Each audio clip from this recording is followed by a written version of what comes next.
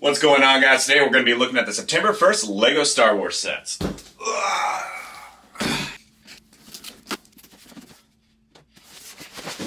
Oh yeah. Let's get into it. LEGO did send these to us early for review, and I'm really anxious to get into it. I'm probably most excited about the Ghost and Phantom, as well as the Republic Gunship.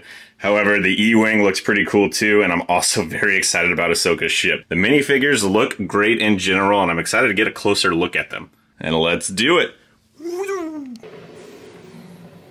Alright, first set we're taking a look at is Ahsoka Tano's T6 Shuttle. Okay, looking at this set, this is probably my least favorite of the new wave. A lot of it is it just doesn't look that nice on a display, you know, when you're laying it down like that. However, it does look better when you look down at it. This ship is classic LEGO Star Wars. It has a lot of gray on the sides here, and I like that that has the red going on there because that is kind of how the ship looks. The set does come with 4 figures, but we're going to take a look at those a little bit later, so I'm just going to move those to the side here. The ship does come with 2 stud shooters there.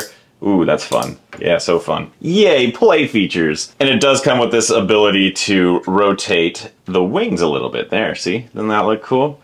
Wow. Wow. You can even use it as a fan.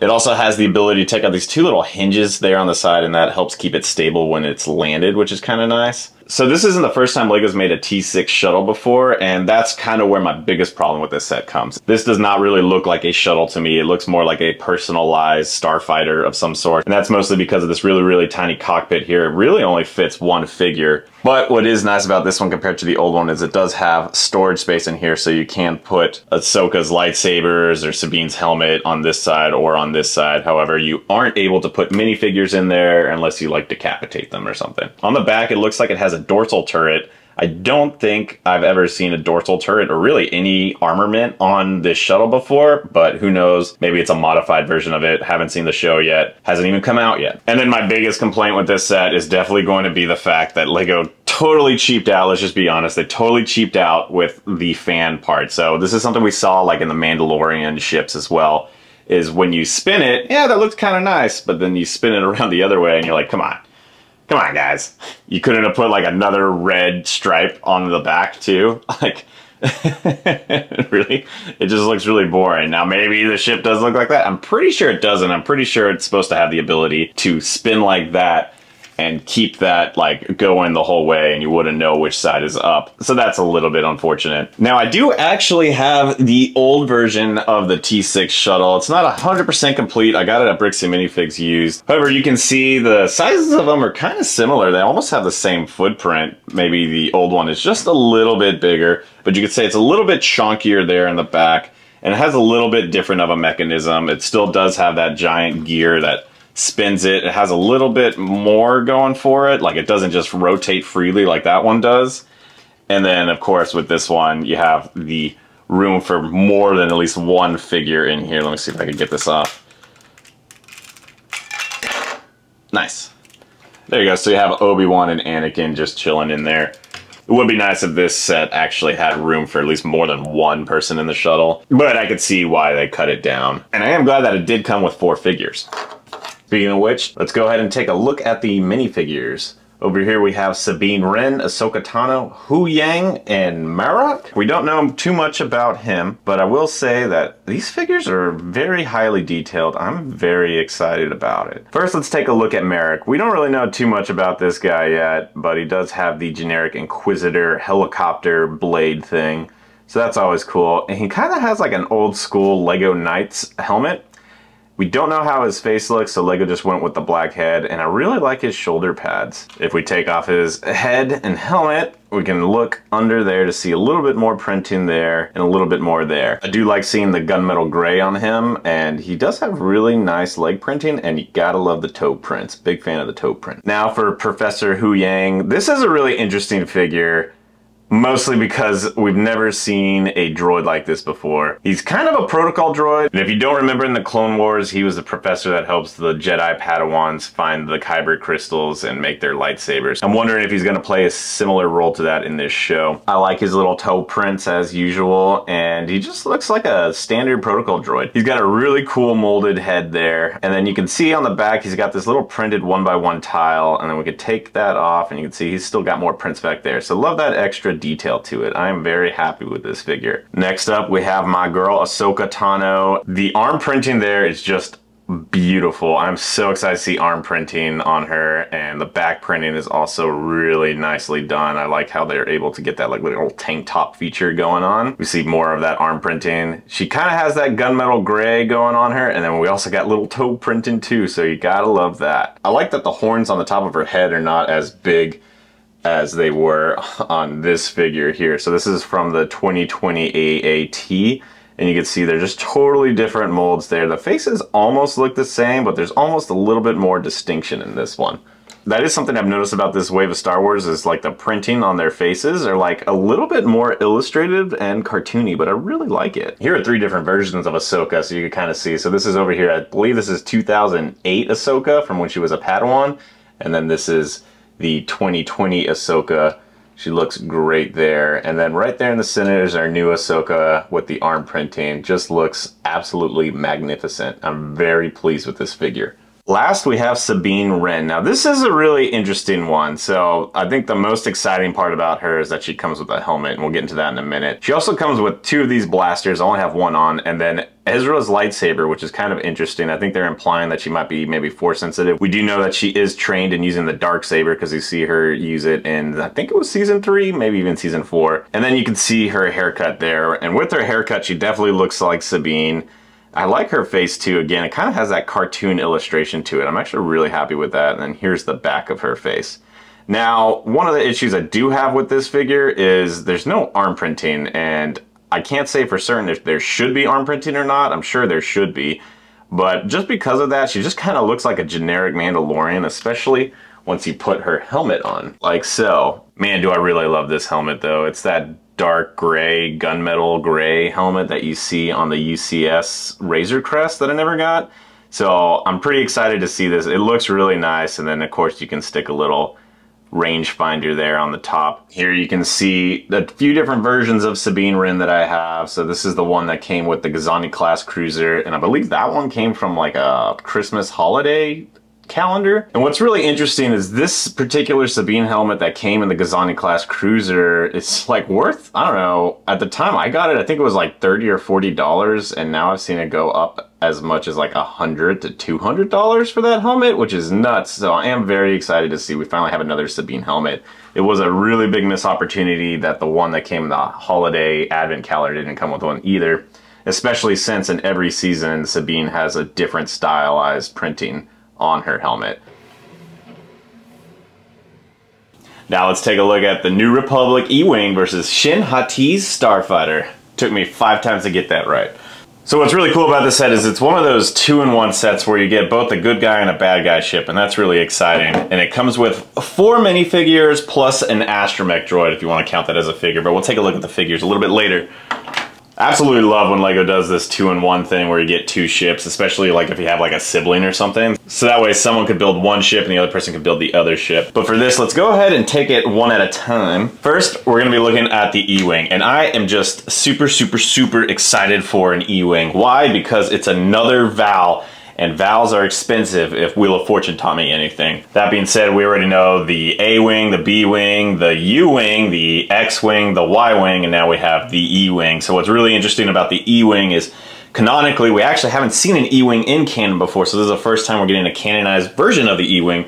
However, the E-Wing's actually been around in Star Wars like Legends since like the late 90s, so the E-Wing is a really old ship, and I'm really happy that the Filoniverse brought it back. Now, taking a look at this ship compared to what you would see in like the old canon is that there would actually be a cannon on top. Get it? It's not canon. There's no cannon. I think they did that on purpose. They made it canon, and they got rid of the cannon. In the old video games and comics and stuff, there used to be like a giant cannon right here, just right above the cockpit, and it was actually kind of like unsightly. I think it actually looked kind of dumb, so I'm happy they kind of did something different. And they did have an astromech in there, but if you go look at old pictures of it, you wouldn't know, and the astromech is actually supposed to be recessed into the hull a little bit and then covered, so it's nice and safe. It kind of makes sense that way Darth Vader can't shoot it, right? And the last thing about the old canon is that the E-Wing was really meant to kind of phase out both the A-Wing and the X-Wing. It can go almost as fast as an A-Wing, but it has more armament like an X-Wing, and that's kind of essentially it. But let's go ahead and take a look at this LEGO model because I'm just so excited. I can't believe how excited I am about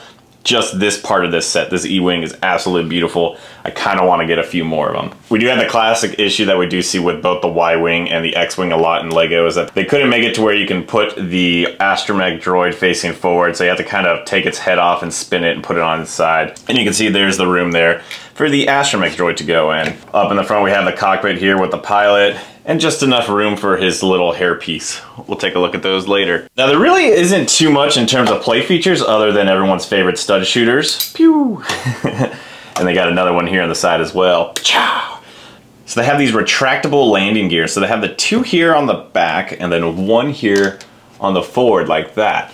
But what's really interesting about it is there's actually a little rubber piece here and on the other wing as well, where it actually gives you a little bit of bounce. So check that out. Boing, boing, boing, boing. So that's kind of nice that it won't like rub up against the wing a little bit. It gives you a little bit of like a shock absorber. And just for that, I really like that little tiny detail on its own. Now when it comes to landing, it does look kind of silly. Like if you don't know what an E-Wing is, you see this and you're like, it just looks like a broken X-Wing or like half an X-Wing, maybe a lowercase X-Wing.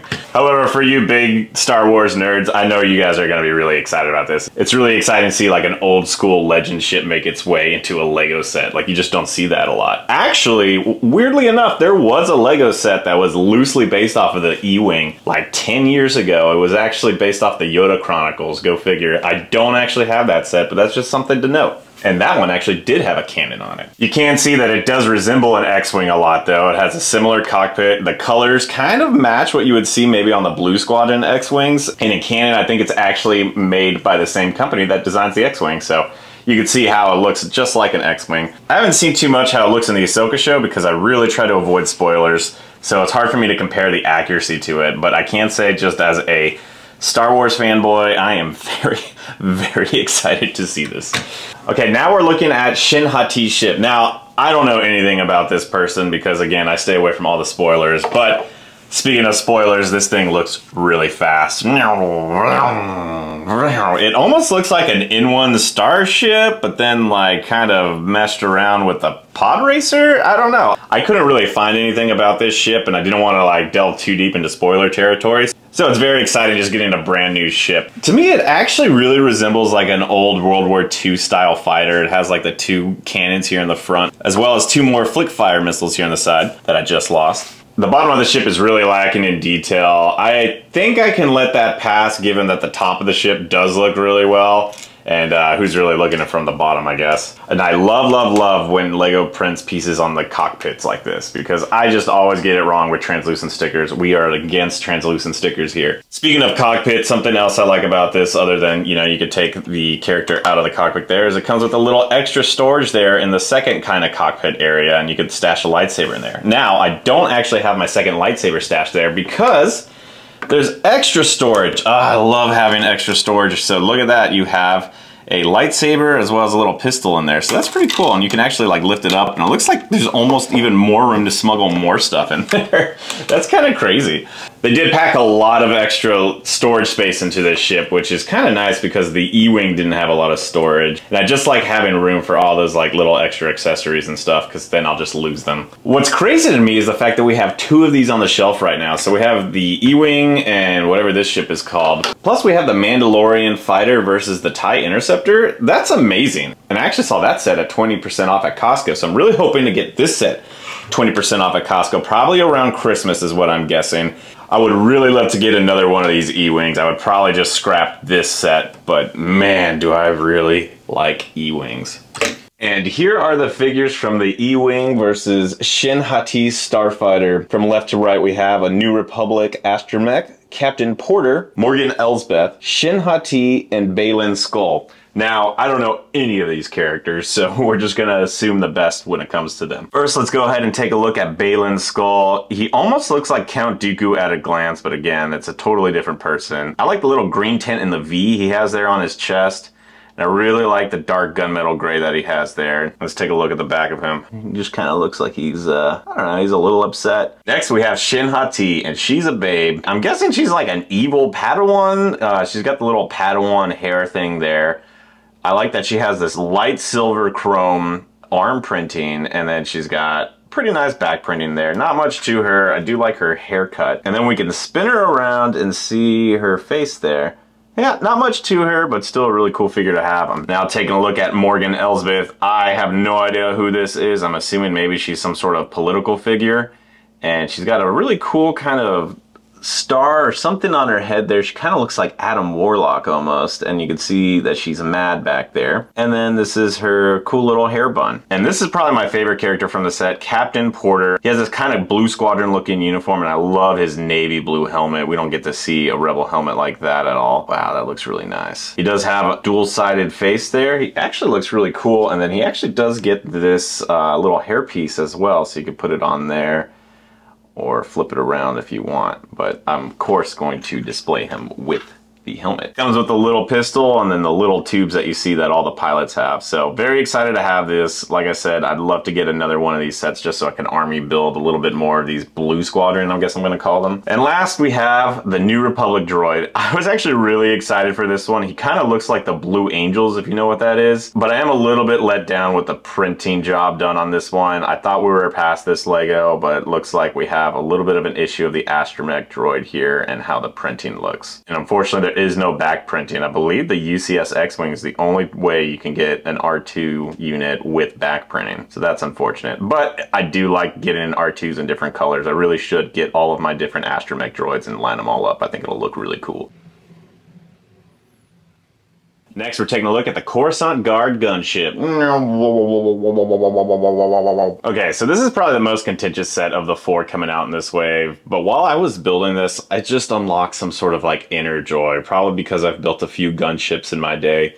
And there's just a lot of techniques in this set that are very similar to the old ones, and it gave me a lot of nostalgia. You know, just simple things like the little door and the little levers that you pull on the sides, as well as this little handle that you can pull up to pick up the gunship.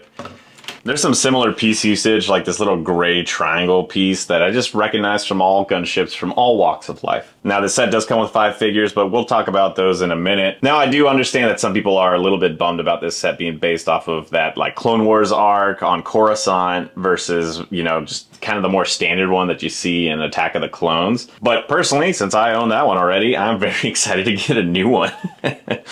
The set in general just has a lot going for it in terms of a gunship, and one thing I actually like that I know a lot of people are a little upset about is that it's a little bit smaller than the other Republic gunships in the past. However, that's actually more accurate. This is actually a little bit closer to scale for minifigures. It's kind of hard to say what's to scale or not, but I do know that the other gunships are a little bit too big, so I am very excited about this. I don't understand why they keep using tiles on the floor of these Republic gunships, because they know that we're just going to put a whole bunch of clones in them, so they might as well just make them plates for us, but I digress. A lot of you eagle-eyed folks would notice it doesn't have those side turrets there that you see in Attack of the Clones. I'm actually ashamed to admit I don't know exactly why. I had always been under the impression that you could just take those turrets off, like they were detachable, and if you wanted to go like in atmosphere, you just put doors back on it. But then someone else was telling me, he's like, no, they're like 2 different ships. So I'm not actually sure. So if you know the difference between an LAAT or an LAAT, let me know. And then it has a similar feature that you see in old gunships where you can kind of lift it up and you just have a little bit more room. There's nothing really going on in there, but it's just more storage, which is nice.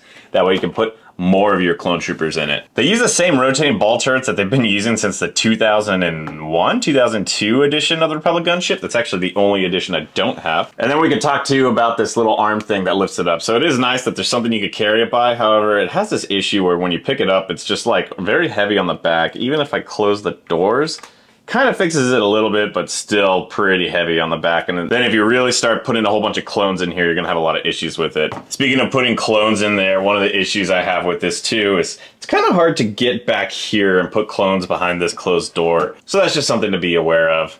Something else that's interesting is they don't really have any of the little rockets there. If you remember in Attack of the Clones, it shows that one scene where there's a whole bunch of missiles in there. And then here on the back, we actually have this little door here. There's one on either side where you can put extra guns and stuff in it. So that's pretty cool. Speaking of on the back, we also get a little dorsal cannon. So that's also really cute. The back does drop a little bit too, so you have extra room to put something in there. You know, traditionally you put like a speeder bike in there, but this set didn't come with one, which I'm okay with because I'm really tired of those oversized speeder bikes. One thing that's nice about this set is there's not a lot of sticker usage. You get these 2 stickers here and then 2 stickers right here, and that's about it. Now, it's something I I almost forgot to mention is that it does have the ability to open the doors with this little lever system here in the back. You just kind of squeeze those and it opens the door up like that. I do like the designs on the door. It does look very much like the Coruscant Guard, so I am happy with how this one looks. So here are the figures that come in the Coruscant Guard gunship. We have a Shock Trooper, Commander Fox, the Senate, Padme, and another Shock Trooper. I mentioned this before, but I believe this is the most contentious set of the new wave, and it comes down to the minifigure selection. So let's go ahead and address some of that. I'm also a little bit disappointed that we still do not have a proper pilot for the gunship. However, I am very excited to see the return of Shock Troopers, plus a new commander. I wasn't expecting to get a new clone commander, so I am pretty happy about that. Now when it comes to Palpatine and Padme, it's one of those things where I don't necessarily think they belong in this set theatrically. However, it is kind of nice to get it. It's kind of the same thing as when Queen Amidala was in the Naboo subset in 2013-ish era. It didn't make sense, but I was glad to get it. We have been complaining that we haven't got either of these figs in a while, so it is nice that we got them again. Starting off, we have Palpatine, and I believe he's wearing the same robe that he wears in Episode 3. It has that like kind of X there on the top, then it goes down his like dress, and I like that they did the printing, and they also did the printing here on the back. That's really nice. No arm printing, but no arm printing really necessary, and then there's the back. Look at him, he's all happy, political, about to take over the world. Looking good, Palps. And just for reference, this is a figure from a few years ago. This is from the Jedi Arrest set, and you can see kind of the same outfit, but I think the new 2023 version definitely stepped it up a lot. His hairpiece looks better, and he's got at least leg printing, so happy about that. Next is Padme, and she's got that outfit she wears a lot during the Clone Wars. I thought I had a version of her. I think it came in the Malevolent set. I just couldn't find it. So we're gonna have to compare her to a different version. No leg printing, but again, I don't think she needs it. She usually just kind of wears tight pants, tight slacks or something like that. And then there's the back. We could take off her hair to reveal kind of a smirky, angry looking face. Something I noticed is she doesn't really have her signature Natalie Portman mole, so that's something to be on the lookout for, especially when we compare her to this one from the 2013 gunship. See how you see that little mole there on the top? I still think this one is probably a better figure than this one. However, it is still nice to get this version of her too, but I think most people would want this version again. All right, now we're looking at our boy Commander Fox. Now this is a really contentious figure, and for some good reasons, some not so good. Right off the bat, I think one of the biggest disappointments with this figure is that they did print white on top of red, in which you get that kind of pink hue on the chest and on the belt there.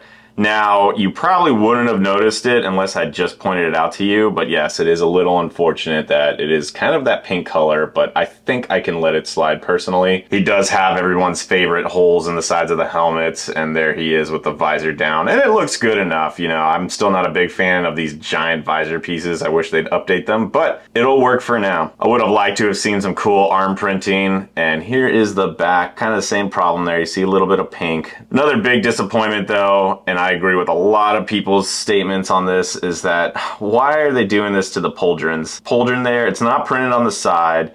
It's just right there on the fronts of it. And I really like when Lego used to put either the pauldron pieces as capes. I'll even take the plastic ones. I didn't like those ones as much, but I will take the cloth ones back, please. Just for a flex, I wanted to compare Commander Fox from 2023 to his 2008 counterpart. And you can see quite a lot has changed in that time, but it is exciting that we finally have the grown-up version of Commander Fox. Now we just need to get Commander Wolf, right? Am I right? And here is the Shock Trooper. This is a really exciting figure to return again. We've been getting Shock Troopers since 2007, if you can believe it, but it's those older versions with the holes cut out. So this is the latest modern version we've had since I think around 2014 when we had that exclusive Toys R Us set. Looking at this one, I'm actually pretty happy with this one. You know, he's kind of had the weird shrunken visor there where it's like, looks like he's squeezed in, but they did a pretty good job in terms of making it like seamless with the holes on the helmet. These are kind of growing on me. I honestly think my one big complaint with this figure is that we couldn't get arm printing on the sides here. I would have loved to seen the shoulders printed, or at least just fully red. I'd rather have it fully red instead of fully white, but what are you gonna do? And here are different variants of the Shock Trooper over time. In the center, we have the new 2023 version. This is the 2014-ish, and this is the one that came in that battle pack based off of Star Wars Battlefront. That's actually a Stormtrooper, but you can see the evolution of the Shock Trooper. Looking pretty good. The Ghost and Phantom 2. And now for the set I know everybody's anxious for, the Ghost and Phantom 2. I must say, my wife and I are just absolutely huge fans of Star Wars Rebels, so seeing this ship come back just means a lot. It's been about 9 years since LEGO's made a Ghost, and it was funny because at that time, Rebels was not well received. And so when this set was on the shelves, I just didn't really care for it that much. And boy, did I regret making that decision, like a lot of you, because that ship is worth about $700 now sealed. But thankfully, since Dave Filoni brought the Ghost back into canon in the new Ahsoka show, which we still haven't seen yet, we are getting a LEGO version of the Ghost. Fans have been asking for this for years, and I'm just so happy to be showing this to you. I don't know where to start, so let's go ahead and start with the Phantom 2. This thing is small. Look how tiny this thing is. It's adorable, especially when you compare it to the older version of the Phantom 2. It's a little delicate, and you can move the cockpit open like that to put one person in there. So there's really no room in the back for storage other than this little crate here where you can see I have some binoculars. It matches everything we saw in Rebels in terms of having the little Rebels insignia there, and it looks very much like a very, very small, shrunken down Phantom 2. Something else that was really interesting about it is the Phantom 2 is supposed to have room for Chopper to go on the side. On the old one, you could actually put Chopper in fully. However, on this one, you can really only put his head right there, and what's interesting in the instructions, they never specify what that room is for, but you kind of figure out that, yeah, that's probably where Chopper's head goes. So you have to rip Chopper's head off of the body to put it there. So when we compare the Phantom 2 versus the little Phantom 2, you can obviously see a quite big change in size. The old Phantom has the ability to pull these arms out so it can like land and stand up a little bit. And it has a lot more room in the back. You can see there's a crate that you can fit in here. I believe it's full of thermal detonators. And it has this little lever here that you can put left and right, and it'll actually launch these little spring missiles. And there is ample room for Chopper here as well. All in all, I think we can all agree that the Ghost is a very, very ugly looking ship. In fact, the designers of the ship itself are like, this is a pretty dumb looking ship. However, it has a very special place in a lot of our hearts. Taking a look at the top of the Ghost here, you can see that it has a lot of interesting color. It looks a little bit different than the old version of the Ghost, which I'll bring out here in a minute. And it has this ability to take off the top, and you actually have a lot of room. You can actually fit all the figures from the set. We'll get into the figures a little bit later. Something else that's interesting is it does have this ability to pull the doors down, which I really like. Check that out. That's nice. So you get that on both sides. This is really reminiscent of the Millennium Falcon sets that we've seen in the past. And that's really almost all there is to the Ghost. There is a lot of hull and armament on the side there, and some of it's flimsy. I'll say right here, these two little wing pieces probably come off the most, and they're kind of a pain to put back on. We can actually open the cockpit like this and like this. However, you can also just pull it open, and now you're able to put your pilot in really easy. I really like how the cockpit ends up looking, and on the console, if you can see it in the light there, it actually uses the Inquisitor's lightsaber piece there to help with the console. So that's really cool. And that slides right back in. Oh, that looks really cool. I like the detail of using this little painting tool to represent like wires going through, and you can't really like take these off too easily without ripping off the hull, but there's not much to see underneath. It's kind of the same story on all four sides. And now let's check it out. And now let's put the top of the piece back, and now let's put this back on. It slides on ever so sweetly, and we're gonna put the Phantom 2, and we're gonna dock it right there in the back. Oh yeah, that's nice. Look at that. Oh, that looks great. Ah, it brings me so much joy. Ah, it brings me so much joy. And there actually is one play feature I forgot to mention. So if you take a look here at the bottom, you can see that there's these guns. So there's actually one play feature I forgot to mention here on the bottom. Let me rip these off so you can see it. If we turn it on its belly, we give it a nice little belly rub, coochie-coo. You can see it has the ability to spin these little turrets around, and it moves this Technic beam, and that's how you're able to fire the flick fire missiles or the spring fire missiles. And that's kind of cool. I think I'm going to leave those out because with play features like this, I often find myself shooting myself in the face. So I'm just going to leave it out like that so I can move this freely around and pose it however I want without shooting myself in the face. Here's how the bottom looks, and you could even take this out. And you can see it doesn't really have the little escape pods that you kind of see in the show. Something like that. And now let's put this back on, and we could add the Phantom 2. Look at how cute it looks. Oh, that's adorable. So it just sticks on like there. It's not the strongest, but it's not just gonna like fall off either. and boom, you're able to send the Ghost and Phantom 2 into battle. Oh man, this thing is cool. Now let's go ahead and compare it to the Ghost from, I believe it was 2014, maybe it was 2013. It's all a blur at this point. Now, full disclaimer, this Ghost was also not completely built. I bought it at Bricks and Minifigs used and was about 90% done, and I meant to go find the rest of the pieces. As you can see here, the engines aren't complete, and neither is this front turret piece, but you get the gist of it. When you compare the sizes of the Ghosts side by side, they're pretty much the same. They use a little bit of different techniques on the sides of the wings. This one looks like it's a little bit more elongated, and this one's a little bit chunkier. But when you put it on top of each other, they pretty much have the same footprint. Now, I know what you're all thinking. Can you take the Phantom 2 and put it on the Ghost 1? And can you take the Phantom 1 and put it on the Ghost 2? Not really. So see, you can try your best to put the Phantom 1 here. It doesn't really fit in place. And then if you try, you can kind of, I guess, put the Phantom 2 in. It doesn't look snug, but you can probably modify it pretty easy if you really, really desired it. I would say if you're really dying to get the Ghost, just wait till September 1st to get this one. This one pretty much fits the bill, and it looks just like it does in Rebels, so if you really want to recreate any scenes from Rebels, you're going to have a blast with this one. Something I forgot to mention about the Ghost that I don't like. It comes with translucent stickers, so you can see here on the canopy piece they use a translucent sticker. But they also, interestingly enough, use translucent stickers on the white pieces. And this is interesting. This makes me think that they heard us when we were complaining about sets like, actually I have it right here, the Captain Rex helmet. Now, when the Captain Rex helmet came out, it was a pretty good set, but the problem is the stickers here on the side, you can see that white background there doesn't blend very well with the white pieces. So I'm wondering if they heard that, and instead of fixing that issue, they said, well, let's just use translucent white instead of actual white, so that way you can see the white of the piece underneath it.